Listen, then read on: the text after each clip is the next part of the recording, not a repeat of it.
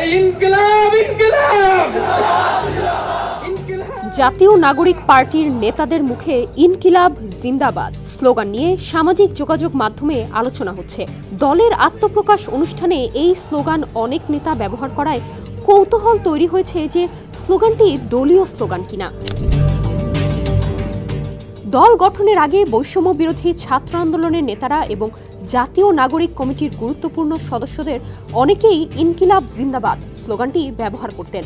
গত 28 ফেব্রুয়ারি নতুন দলের আত্মপ্রকাশ অনুষ্ঠানে একই স্লোগান অনেক নেতা ব্যবহার করায় কৌতূহল তৈরি হয়েছে যে স্লোগানটি কি জাতীয় নাগরিক পার্টির দলীয় স্লোগান হিসেবে গ্রহণ করেছে।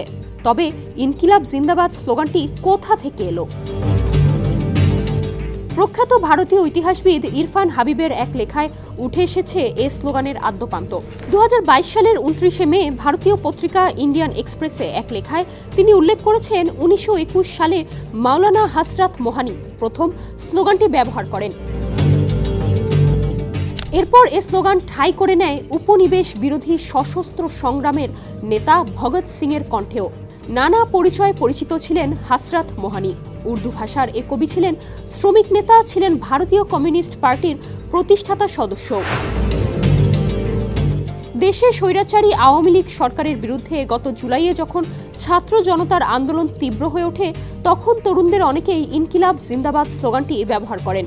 এ বিষয়ে জানতে চাইলে জাতীয় নাগরিক পার্টির জ্যেষ্ঠ যুগ্ম আহ্বায়ক আরিফুল ইসলাম আদিব বলেন, এটি জাতীয় নাগরিক পার্টির দলীয় স্লোগান নয়। যেহেতু জুলাই গণঅভ্যুত্থানের পর থেকে ইনকিলাব জিন্দাবাদ স্লোগানটি বেশ আলোচিত ছিল, তারই ধারাবাহিকতায় এখনও আমরা এই স্লোগানটি বিভিন্ন কর্মসূচিতে ব্যবহার করছি। তিনি আরও বলেন, আমাদের দলীয় স্লোগান ও মূলনীতি এখনও চূড়ান্ত হয়নি। আপাতত আত্মপ্রকাশ, কমিটি প্রকাশ আর ঘোষণাপত্র হয়েছে। বাকি বিষয়গুলো সামনে চূড়ান্ত করা হবে।